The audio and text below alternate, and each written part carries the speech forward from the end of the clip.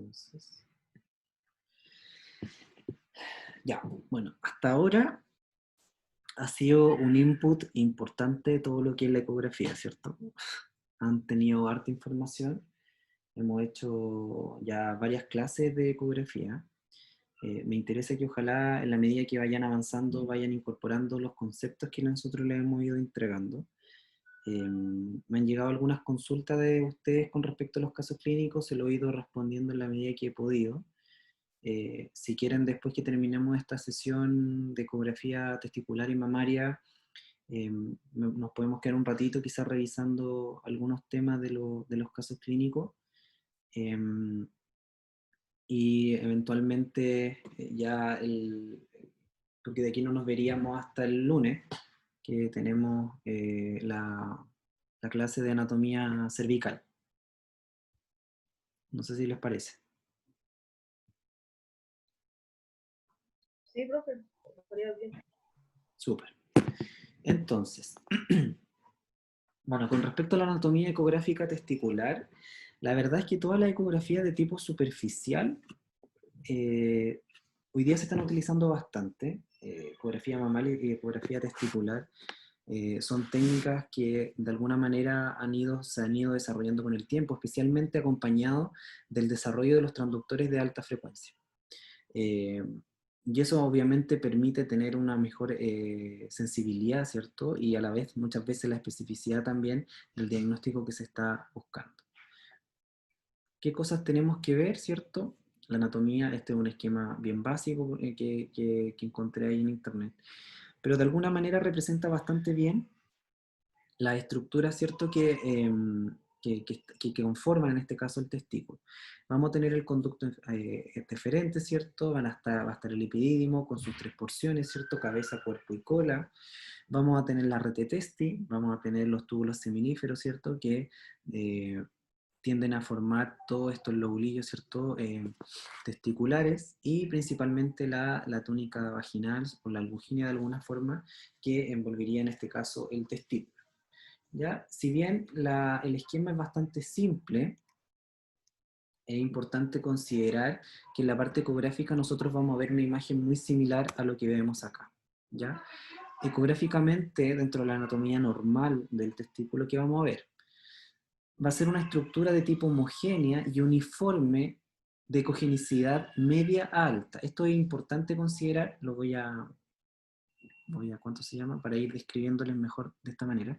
Si se dan cuenta, las características ecográficas que tiene el testículo es bastante homogéneo, ¿ya? Nosotros logramos delimitar bastante bien sus bordes. En caso en que el mediastínico testicular se vea, esta se ve como de tipo hiperecogénica lineal que se extiende craneocaudalmente dentro del testículo. La túnica albuginea, que es la que lo rodea de alguna manera, ¿cierto? Se ve con una línea hiperecogénica que envuelve en este caso el testículo. Y la rete testi, en algunos de los casos, también la podemos ver como una imagen más hiperecogénica. Esta es una imagen clásica de testículo, ya en sus dos ejes, ¿cierto? Longitudinal y transversal. Se lo muestro mejor así, ¿cierto? ¿Ya? ¿Cierto? ¿Qué es eso? Entonces vamos a tener el testículo, ¿cierto?, en su eje longitudinal, ¿cierto? Lo puedo mirar de cráneo caudal, ¿cierto?, anteroposterior, y en transversal también visualizado. Lo podemos interrogar con Doppler color. Esta en general tiene una vascularización bastante homogénea de alguna manera, no es tan hipervascularizado, pero si se dan cuenta logramos tener buena detección al Doppler color. ¿Qué es importante considerar al momento de mirar ambos testículos, ¿cierto? Que estos tengan un tamaño y una simetría similar. Obviamente es importante la ubicación, cómo se encuentra la ecogenicidad uno con respecto al otro, su vascularización y la existencia o no de algún nódulo en su interior o a su alrededor. Con respecto al epidídimo, ¿cierto? Sabemos que tiene una longitud que va entre los 6 y los 7 centímetros de largo, ¿cierto? Se encuentra posterolateral del testículo y se conforma por tres partes, que es cabeza, cuerpo y cola. Siempre es importante estudiar las tres partes porque se logran ver y se logran ver bien. ¿Ya? En el caso, existen también unas variantes que son la hidate de Morgani, que también las podemos visualizar en algunas condiciones. ¿Qué cosas son importantes? En general, la cabeza y el cuerpo del epidídimo tienden a tener una ecogenicidad que es levemente mayor a la cola. Aquí tengo dos imágenes, ¿cierto? Si se logran dar cuenta, esta es la cabeza del epidídimo, y esta es la cola del epidídimo. La cola del epidídimo generalmente tiende a tener una ecogenicidad levemente menor.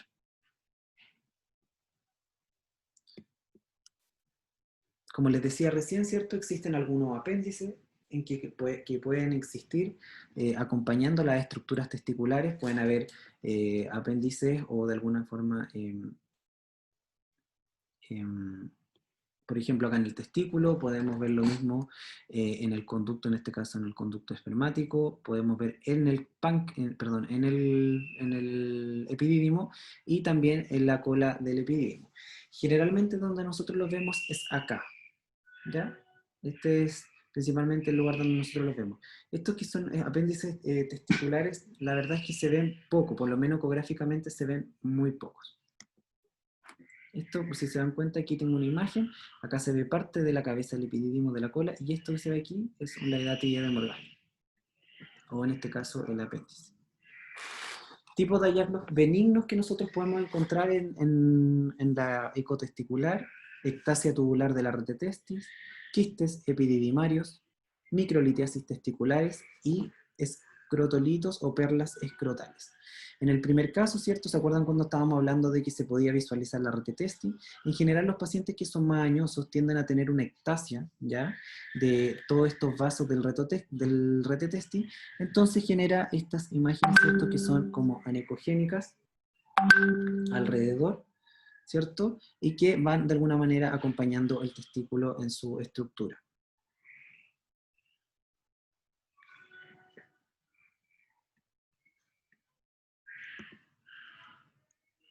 Acá tenemos otra imagen, ¿cierto? En longitudinal y transversal de lo mismo, de la retetesti.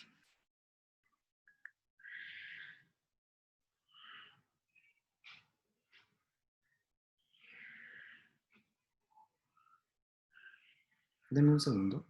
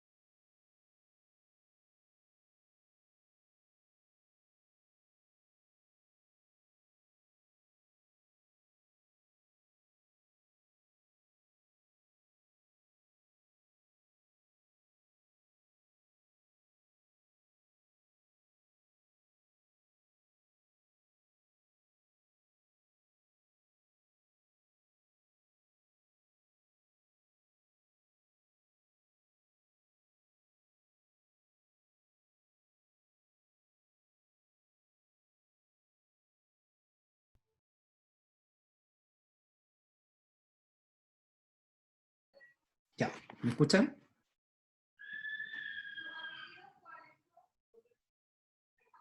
Sí. Sí. Entonces, otra de las variantes anatómicas que existen son las microcalcificaciones. Si se dan cuenta, se ven dentro del parénquima testicular, ¿cierto? Se ven todas estas imágenes puntiformes, ¿cierto? Y que tienen también la vascularización que se ve normal. Es importante considerar que estos tipos de hallazgos benignos pueden producir o tienen una correlación importante con los tumores testiculares.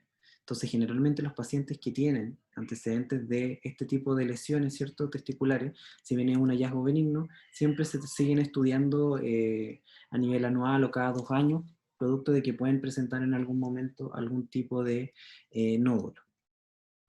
¿Ya? Otra de las cosas que también podemos ver son las perlas escrotales, ¿cierto? Que son estas imágenes hiperecogénicas que generalmente pueden ser estas mismas hidátides que hablábamos delante, estos apéndices que se tienden a torcer, ¿cierto? Que se terminan necrosando y por último se terminan calcificando. Y estos terminan dando vueltas, ¿cierto? En el espacio que hay entre el escroto y el testículo. Lo mismo acá, ¿cierto? Tenemos otra de las características que tienen los testículos. Muchas veces, tanto principalmente los epidídimos, vienen acompañados con estos quistes, ¿cierto? En su interior. Con respecto a la patología testicular, ya entrando de lleno, principalmente las cosas que nosotros vemos, tendremos a descartar son los tumores malignos. Estos pueden ser de tipo células germinales o de tipo estromales, y pueden ser seminomas, carcinomas de células embrionarias, teratomas, tumores mixtos, gonadoblastomas y tumores de células de Leydig. En general, chiquillos, es importante que consideremos que la ecografía tiene muy poca especificidad en este tipo de lesiones, sin embargo, una alta sensibilidad. Es decir, si yo encuentro una lesión a través de la ecografía, es sumamente importante seguir estudiándola. Es difícil que una lesión testicular se nos pase a nivel ecográfico, ¿ya? Pero específicamente saber de qué tipo de lesión es importante ser evaluada después con otro tipo de estudio.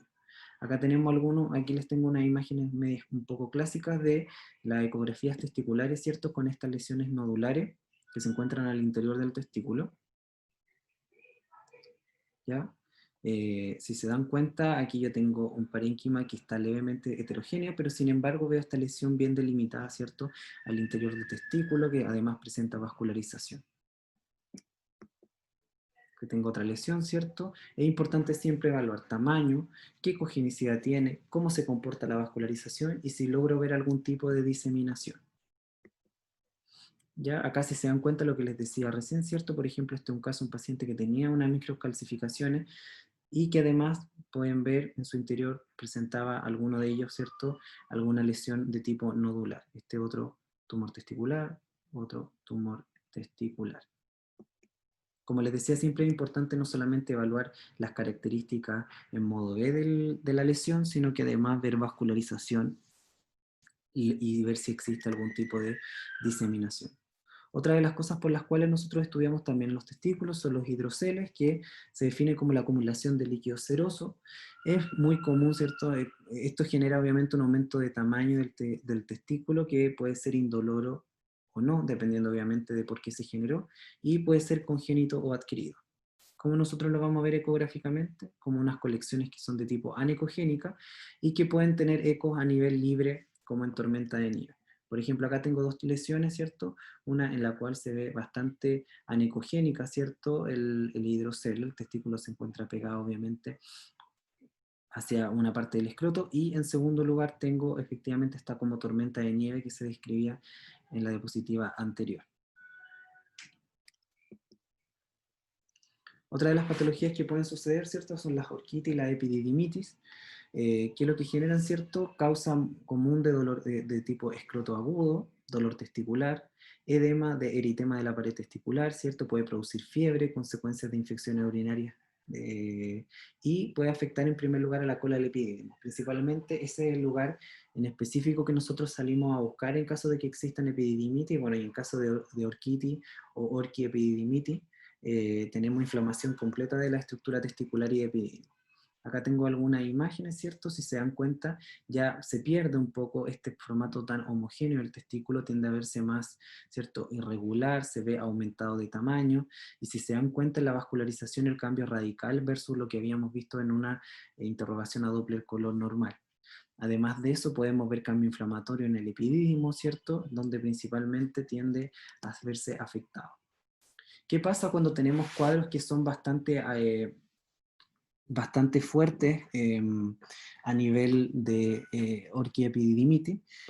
Lo que sucede posterior a eso es que esto se puede, ¿cierto?, no solamente inflamar, se puede infectar, y se genera lo que son los pioceles, ¿ya? Que en el fondo vendría siendo cambios ya levemente estructurales, ¿ya? En este caso del testículo, produciendo ya en el espacio que existe entre el escoto y el testículo, ¿cierto?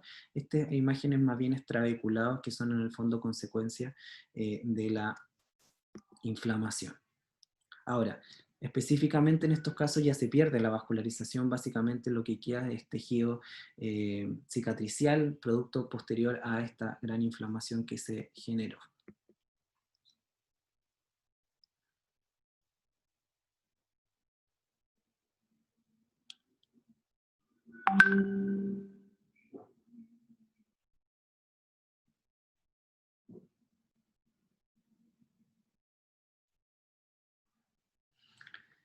Otra de las patologías que se pueden generar, que nosotros también las podemos salir a buscar, son las torsiones testiculares. ¿Ya? En el caso...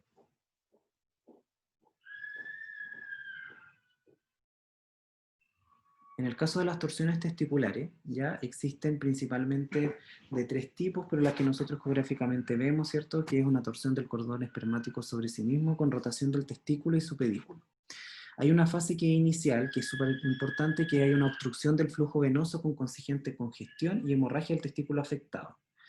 Ahora, qué importante nosotros poder atajar la torsión en ese momento, porque podemos hacer que el testículo se recupere y vuelva a tener su vascularización. En caso de que esto sea en menos de 24 horas, ya lo podríamos eventualmente conseguir. Posterior a 24 horas, lo más probable es que el testículo se pierda.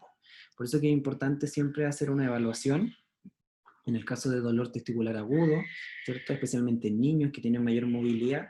En esos casos siempre es importante hacer una ecografía y descartar que en este caso sea una torsión testicular. ¿Por qué? Porque puede producir, como en este caso, ¿cierto?, un paciente que posterior a una torsión testicular, ¿cierto? El testículo se ve de características ecográficas levemente alteradas, ¿no?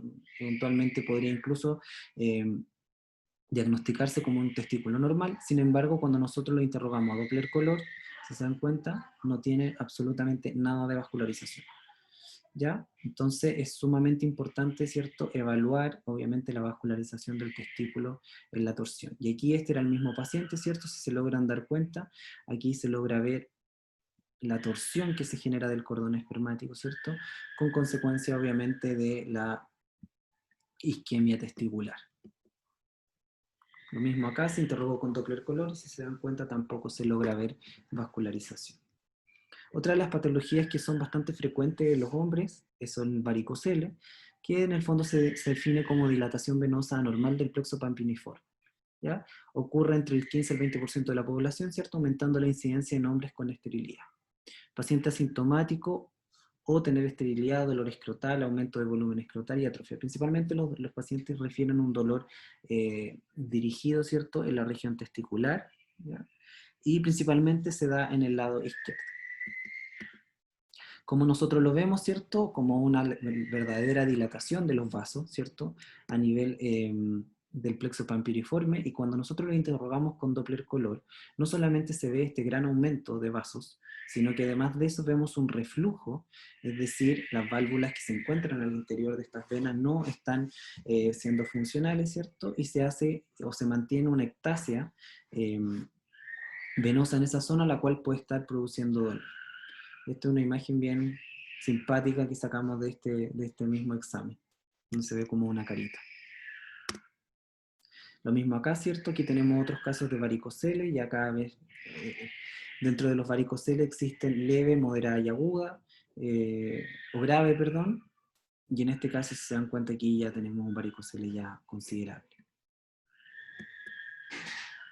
Otra de las patologías que en realidad nosotros en adultos no lo vemos, pero sí se logra ver principalmente en niños, ¿cierto?, que es la criptorquidia, ¿cierto?, el no descenso de un testículo, ¿ya?, que debería alojarse en este caso la bolsa escrotal, nosotros tendemos a buscarlo, ¿cierto?, al conducto inguinal, y ahí generalmente tiende a aparecer con las características igual de un testículo. Generalmente se encuentra atrofiado en caso que ya la condición ya sea muy tarde.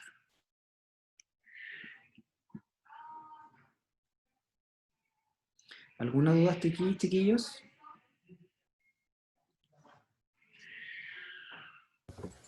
Profe, Ya. como rutina siempre hacemos el Doppler color, Sí, ¿o no? sí. Ya.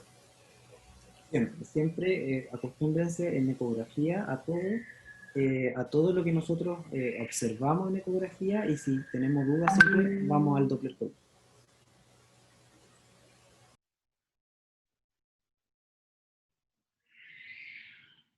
¿Alguna otra duda, chiquillos?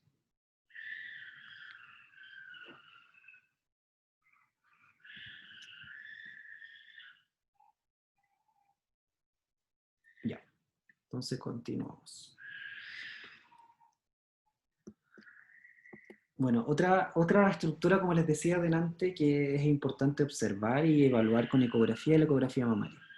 El año pasado hicimos una revisión general de algunas cosas que se relacionan con la ecografía mamaria, y la justificación principal que tiene esta técnica, ¿cierto?, en la línea diagnóstica, ya no solamente para estudio ecográfico, perdón, estudio de la mama a nivel diagnóstico, sino que también a modo de screen. ¿Cierto? Algunas cosas generales, como les digo, que ya vimos el año anterior, ¿cierto? La primera descripción de ecografía de la glándula mamaria pertenece a William Neal en el año 1951, principalmente en un periodo en que la ecografía estaba a gran revolución, especialmente con transductores de alta frecuencia. En el año 70, ¿cierto?, se genera también una explosión con respecto a las complicaciones que tenía la radiación, ¿cierto? Empezaron a aparecer, ¿cierto?, los primeros resultados de la sobreutilización de la técnica. Entonces eso obviamente generó empezar a explorar otras líneas diagnósticas. Hoy en Chile sabemos que el cambio en el perfil epidemiológico, ¿cierto?, hace que la población haya ido envejeciendo cada vez más, y considerar que también la segunda causa de muerte en Chile son los tumores malignos. En el caso de la mujer, ¿ya?, hay que considerar que si tomamos 100.000 mujeres vemos las que fallecen de alguna manera con incidencias de cáncer, principalmente está el de vesícula y vía biliar, pero no menor en segundo lugar, ¿cierto? En segundo, compitiendo con el cáncer gástrico, ¿cierto? El cáncer de mama es uno de los que tiene mayor incidencia. Cosas generales, ¿cierto? Como les dije, ya habíamos visto en años anteriores, ¿cierto? Sabemos la ubicación de la mama, que se encuentra en la región anterior del tronco femenino. Contiene la glándula mamaria, además de eso conductos galactóforos, que son los que se emplean, ¿cierto?, para la lactancia. Estas son glándulas exocrinas sudoríparas de origen, que se son modificadas en su origen, son pares, son casi simétricas, y se sitúan bajo la piel, ¿cierto?, la pared torácica, generalmente anterior, o sea, que se encuentran anterior al músculo pectoral mayor. El tamaño, la forma y el peso va a ser variable y va a depender directamente de factores genéticos, raciales y del tipo de alimentación también que tenga la persona. Los machos también poseen mama y que no están completamente desarrolladas. Este es un esquema, ¿cierto?, que ya habíamos visto en el néter muchas veces, principalmente donde muestra el tejido mamario, ¿cierto?, la glándula completa, y además de eso podemos ver la relación que existe con estructuras aledañas, como por ejemplo el pectoral mayor, el serrato anterior, ¿cierto?, el músculo oblicuo externo del abdomen, y podemos ver las estructuras principales, que son los lobulillos glandulares, conducto galactóforo, senos galactóforos, que se ven ahí como pequeñas bolsitas, y obviamente por visión externa la areola y el pezón. Esta es una imagen, en este caso, ¿cierto?, sagital, de lo mismo, donde podemos ver la mama, ¿cierto?, y principalmente los ligamentos de Cooper, los ligamentos suspensorios, que son los que les dan la forma, ¿cierto?, en este caso a la mama, ¿ya?, y la consistencia. Además de eso se encuentra pegado siempre a la fascia del músculo pectoral mayor. ¿Qué es importante considerar acá? No solamente la vascularización, o en este caso el compromiso arterial, sino que principalmente el venoso, donde tenemos que considerar que no solamente existe el tejido linfático del drenaje a nivel medial, sino que principalmente se da a nivel lateral o axilar. ¿Cómo nosotros los podemos agrupar a esto, cierto? Principalmente en 3 grupos o 3 niveles relacionados directamente con el pectoral menor. En el primer caso, ¿cierto? Los que están inferior al pectoral menor, ya que son considerados en el nivel 1, nivel 2, los que se encuentran posterior al pectoral menor, y por último tenemos los que están en el nivel 3 o que están por sobre, en este caso, al pectoral menor. Aquí algunas generalidades de lo mismo, ¿cierto? La forma depende, como les dije anteriormente, de los ligamentos de Cooper y del tejido muscular sobre el cual descansa. Obviamente un tejido más hipertrofiado va a hacer que la mama también se vea mayor. Se adhiere en su base a la pared torácica por la fascia que recubre el músculo pectoral, ¿cierto? Y en la parte superior recibe el soporte, en este caso, de la piel. Y además estos ligamentos de Cooper, ¿cierto? Que es lo que les va dando la arquitectura principalmente. La ubicación del pezón en relación al pliegue inframamario define el término que nosotros llamamos ptosis, ¿cierto? Que tiene que ver con qué tan caída se encuentra la mama. Y la distancia entre el pezón y la base superior del esternón, en una mama joven, va entre los 19 y los 21 centímetros.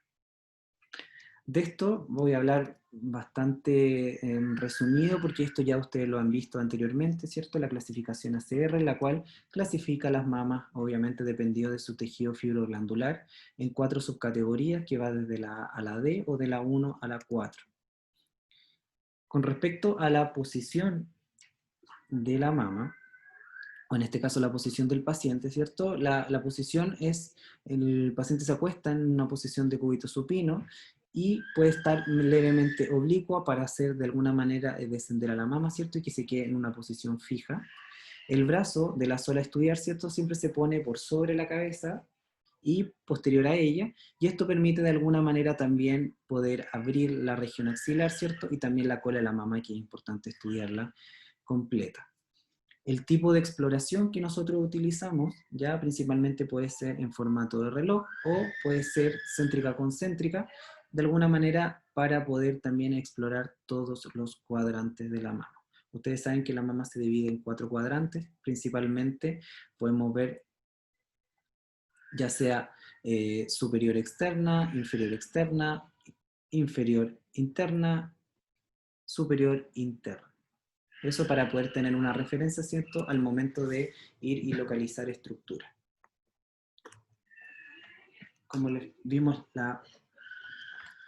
en algunas sesiones anteriores, ¿cierto?, el año pasado, en este esquema, ¿cierto?, está la representación de lo que nosotros vemos en una ecomamaria, y esto es lo que nosotros vemos en modo M. ¿Ya? Principalmente los 4 planos que nosotros vamos a revisar y estudiar, considerando que el transductor se encuentra aquí en esta zona en contacto con la piel. Vamos a tener el plano de la piel, vamos a tener el plano fibroglandular, ¿cierto? Pectoral mayor, y por último las imágenes, ¿cierto?, en este caso de la pared torácica. Dependiendo del estado, de la edad y de las diferencias individuales que existen entre cada una de las mujeres, vamos a tener también la proyección, o en este caso, la imagen ecográfica. Por un lado vamos a tener la mama del adolescente, ¿cierto?, que va a tener un gran contenido fibroglandular, y luego vamos a tener distintos estadios, obviamente, en la evolución también hormonal que tiene la mujer. En el caso de una involución temprana, lo que nosotros vamos a tener principalmente es tejido, en este caso hipocogénico, ¿cierto?, característico de la grasa, con estas imágenes de fibroglándula que cada vez tiende a ir atrofiándose y desapareciendo. Y por último, ya en el caso de involuciones completas, donde ya básicamente no tenemos tejido fibroglandular y lo único que tenemos acompañado es tejido adiposo. ¿Alguna duda hasta acá, chicos?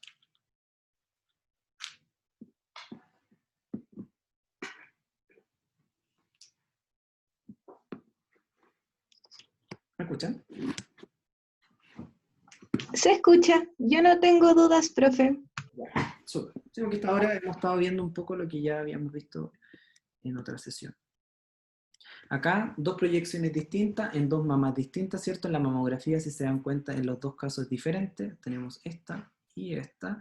Y ecográficamente también se ven diferentes, ¿cierto? Acá tenemos gran componente fibroglandular, al igual que la imagen que tenemos acá. Y acá básicamente ya no tenemos nada, y lo mismo efectivamente se ve en la ecografía. Básicamente puro tejido adiposo. Acá una misma mama, ¿cierto? ACR tipo 2, donde tenemos, ¿cierto?, un componente que tiene un tejido fibroglandular y además también tejido adiposo. Lo mismo acá, ¿cierto? tenemos claramente, esta es una mama ya de tipo 3, donde tenemos gran contenido fibroglandular y tenemos también el tejido, en este caso adiposo, que lo acompaña. Lo mismo acá, ¿cierto? Si se logran ver este trabeculado que nosotros logramos ver en la imagen ecográfica, en la mamografía también se logra ver en la imagen ecográfica. Esto es un extendido en el fondo de una mama que es principalmente de tipo adiposa, donde nosotros tenemos básicamente una estructura más bien hipocogénica completa en toda la mama. Este otro caso, muy parecido, pero la diferencia es que este sí efectivamente tiene algo de tejido fibroglandular, como lo que es donde se ve la F, ¿cierto? Todo este tejido es fibroglandular y el resto es tejido adiposo. Lo mismo acá, ¿ya? ¿Cierto? Mamas que tienen un componente fibroglandular, ¿cierto? Con sus distintos cuadrantes. Siempre es importante en la ecografía mamaria mencionar la mama que se está estudiando y obviamente el cuadrante el cual se está explorando. Que en este caso, cuadrante superior interno, cuadrante superior externo. Eso también, ¿por qué nos ayuda? Porque cuando miramos también la mamografía nos permite también tener una orientación similar. ¿Ya? Acá tenemos otro tipo de mamas, ¿cierto? Que ya básicamente son mamas casi completamente involucionadas, donde ya no tenemos casi componente fibroglandular. Siempre es importante de igual manera poner el lado y el componente en este caso, o el cuadrante que se está estudiando. Variante anatómica, ¿cierto? Importante, en el caso de la ginecomastia, ¿cierto? O en este caso desarrollo de tejido mamario en el hombre. Este es un caso, ¿cierto? Un paciente, efectivamente, si bien esta es la anatomía de alguna manera, o la imagen ecográfica normal que se ve, este era un paciente que efectivamente, esta era la mama, de alguna manera que él venía a explorar porque efectivamente tenía un aumento de volumen. Sin embargo, a estudiar el otro lado, si se dan cuenta, aquí sí tengo desarrollo de tejido fibroglandular. El problema de esto no es que tenga desarrollo fibroglandular, sino que directamente es que existe una alta relación entre los cánceres mamarios y el tejido fibroglandular o el desarrollo de tejido mamario en el hombre.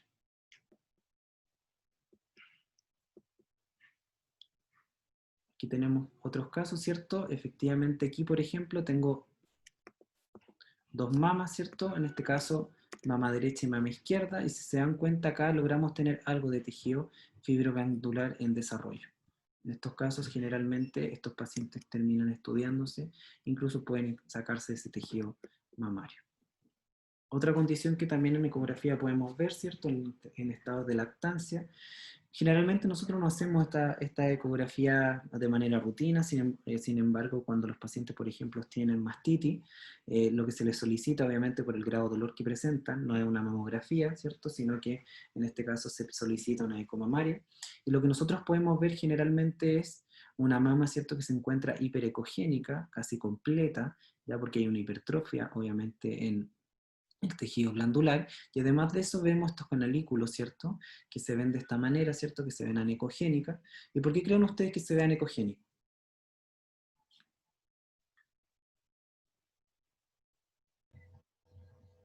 Por calcio.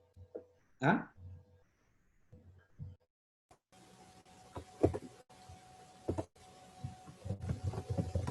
¿Me escuchan?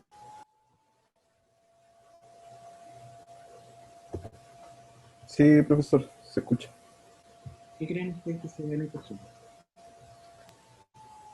No puede ser como el calostro de la mamá, ¿no? Eh, O el tipo de leche materna que tiene, que es un poco más líquida. en realidad es porque son los puntos donde recuerden que si yo tengo leche, en este caso dentro de los canalículos, por ejemplo, se van a ver como estructuras que son del tipo... son, en este caso es contenido que es homogéneo. Por lo tanto, cumplen con el criterio para poder tener estructuras del tipo homogéneo, valga la redundancia, y eso hace que la imagen también se vea anecogénica.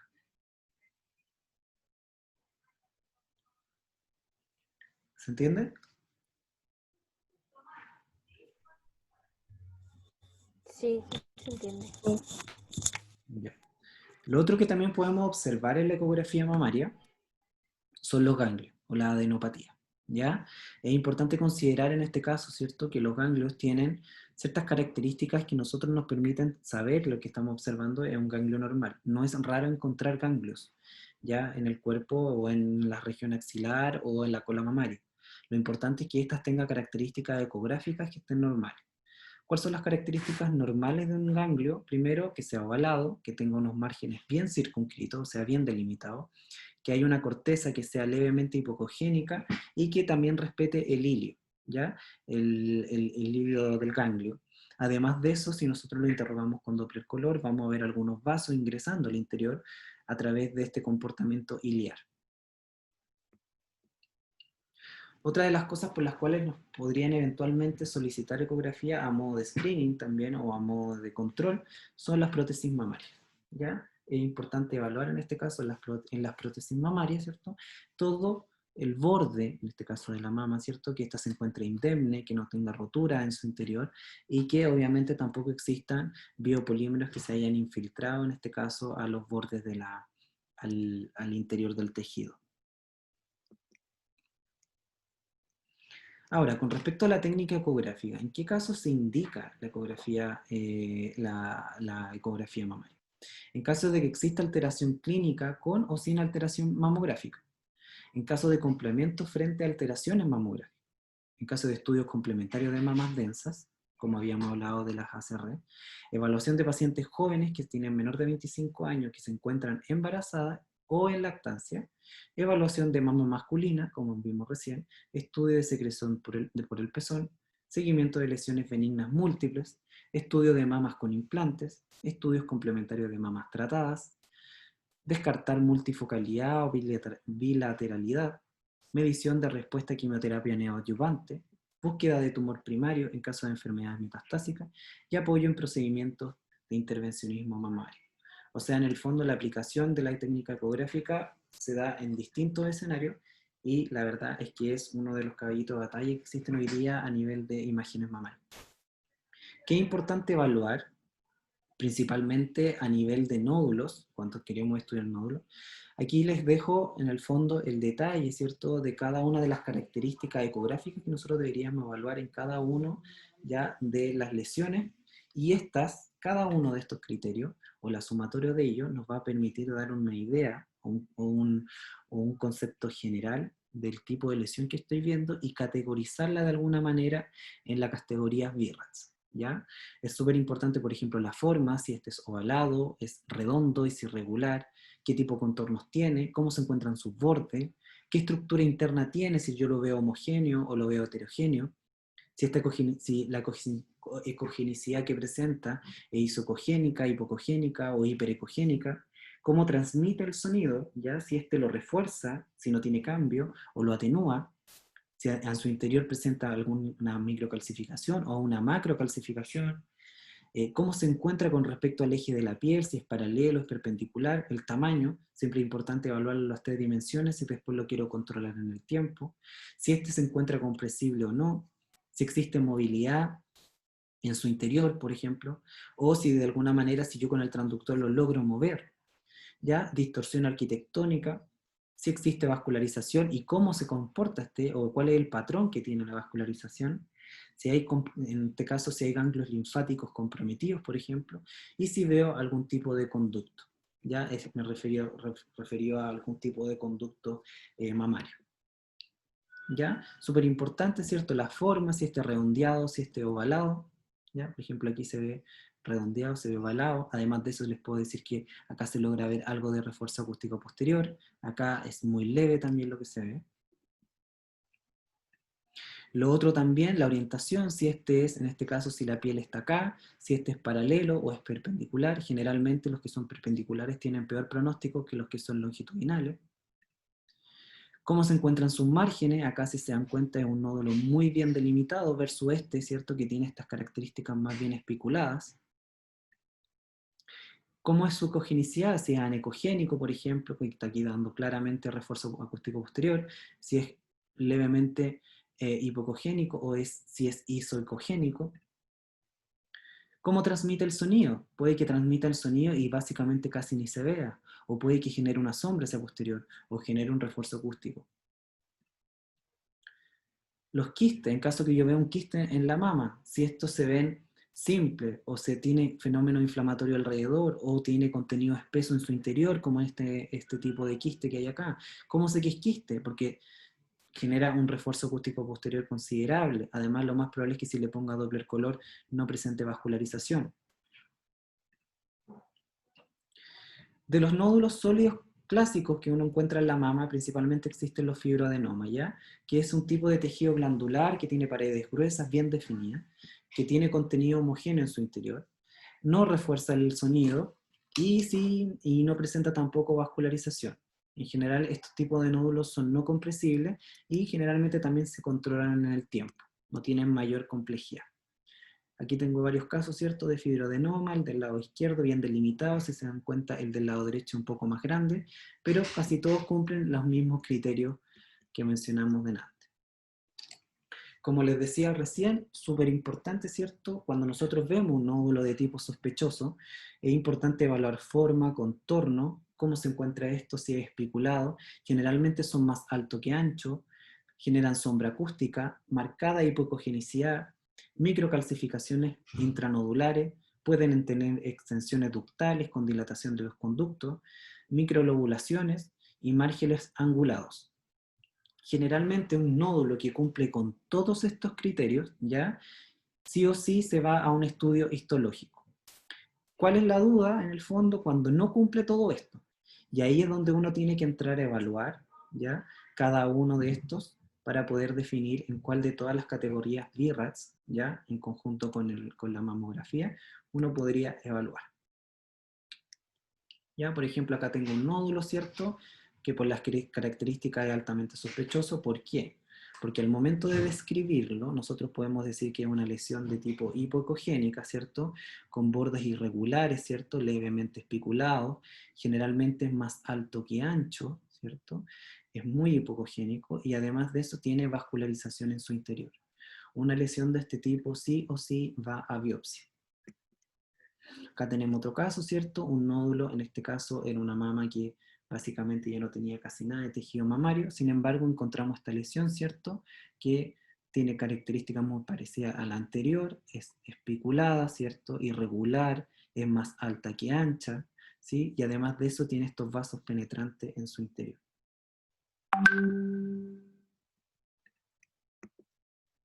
Lo mismo acá, ¿cierto?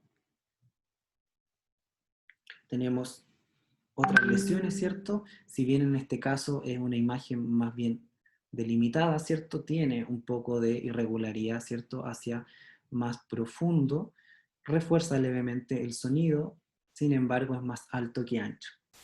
Esta es una imagen ya mucho más especulada, ¿cierto?, más alta que ancha. Y esta es una imagen, si se dan cuenta, que ya básicamente casi no se logra ver, pero por las características también, ¿cierto?, tiene alto grado de sospecha. Con respecto a los ganglios intramamarios, ¿cierto? Como les decía, es un hallazgo muy común, no es raro encontrar estos ganglios en situación normal. Pueden estar en cualquiera de los cuadrantes, siempre respetando su forma de tipo ovalada. Su tamaño va a variar entre 3 a 4 milímetros, ¿cierto? Y pueden tener hasta un tamaño de 1 centímetro en la mama. Pero lo importante siempre es considerar ya que deben tener una corteza del tipo hipoecogénica, ¿cierto?, que es lo que tengo acá, y un centro más hiperecogénico o más ecogénico, que es de contenido graso. Y además de eso, pues, si lo ponemos Doppler color, ¿cierto?, lo más probable es que tenga un poco de vascularización, especialmente en el hilio ganglionar. Cuando nosotros nos encontramos frente a adenopatía, ¿cierto?, cuando tengo un aumento de volumen, cuando pierdo el índice de Solvieti, que en realidad es la relación que existe entre el alto y el ancho, cuando existe un reemplazo del hilio hiperecogénico por un tejido tumoral hipoecogénico. Generalmente lo que se genera en la adenopatía principalmente es una deformación del ganglio, se pierde la estructura que vemos acá, muy respetada, ¿cierto?, en forma como de un riñón, como ustedes vieron en la clase de riñones, ¿cierto?, que tiene esta corteza con este seno renal. Esta se pierde y se logra ver ya casi como un nódulo, y puede presentar microcalcificaciones intranodales y un patrón de vascularización periférico. Es crucial este tipo de vascularización periférica porque en general los ganglios que están infiltrados tienden a demandar mayor cantidad, ¿cierto?, de flujo sanguíneo, por lo tanto empiezan a generar estas neovascularizaciones periféricas generando vasos penetrantes. A modo de resumen, ¿cierto?, algunas cosas que son en general patrones que nosotros utilizamos. Cuando veo un quiste simple, ¿cierto?, no se hace nada, va directamente a un control de rutina. Cuando veo un quiste de tipo complejo, generalmente van a biopsia. Cuando veo un nódulo que es de tipo sólido, pero tiene todas las características de ser benigno, pasan a una rutina normal. Cuando veo un nódulo que es sólido, pero de aspecto que es maligno y a la vez medio indeterminado, es mejor hacer una biopsia. Y si no se ve en la ecografía, generalmente no se le hace más ecografía y se mantiene control con mamografía en 6 meses. Ya hasta que nuevamente entre a BIRATS 1 y ahí obviamente vuelva a sus controles de mamografía normal. ¿Alguna duda, chicos? Profe, Dígame. ¿podría mostrar las imágenes de implante de nuevo? O sea, explicarlas. ¿La de implante? Sí. Ya, acá. Esta es la imagen de implante, ya aquí está la imagen más bien como de tomosíntesis o de mamografía, y acá si se logran dar cuenta, bueno, ahí está la prótesis mamaria, se ve claramente. Acá lo que nosotros vemos efectivamente es tejido, ¿cierto? El tejido en este caso es tejido adiposo, ya básicamente aquí la paciente no tiene casi nada de tejido mamario, o en la zona que están explorando en este momento no hay tejido mamario, y lo que veo acá, ¿cierto? Es el borde de la prótesis mamaria. ¿Qué es lo que veo hacia el plano más profundo? Veo anecogénico. ¿Por qué veo anecogénico?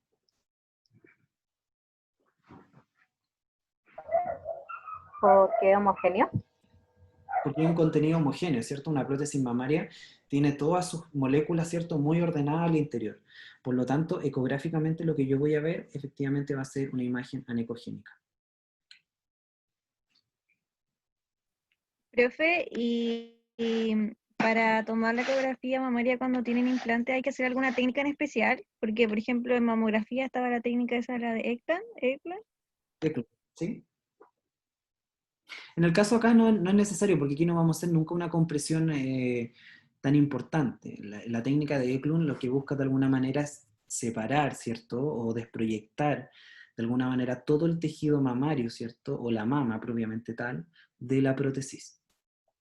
Entonces, en el caso de la mamografía, eso yo no lo necesito. Simplemente paso el transductor y reviso toda la zona.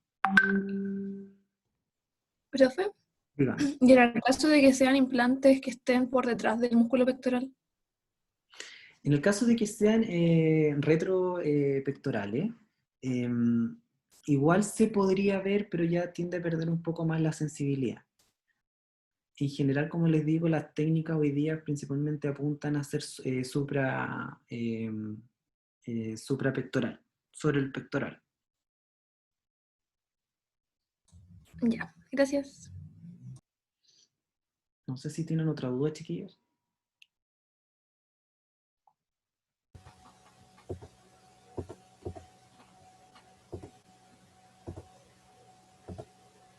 Profe, Dígame.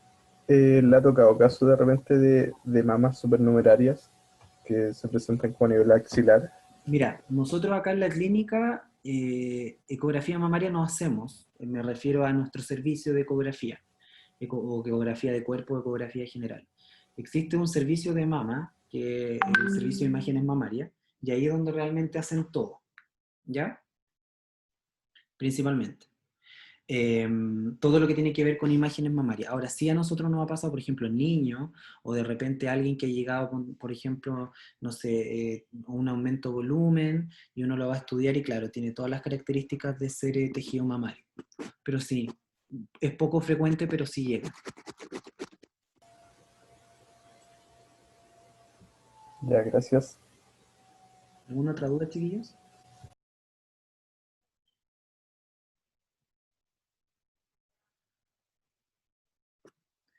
Bueno, la clase, como les digo, se las voy a enviar a Sandra y ella las va a subir a la plataforma. Y las imágenes ya las tienen, ¿cierto? El PDF se los mandé.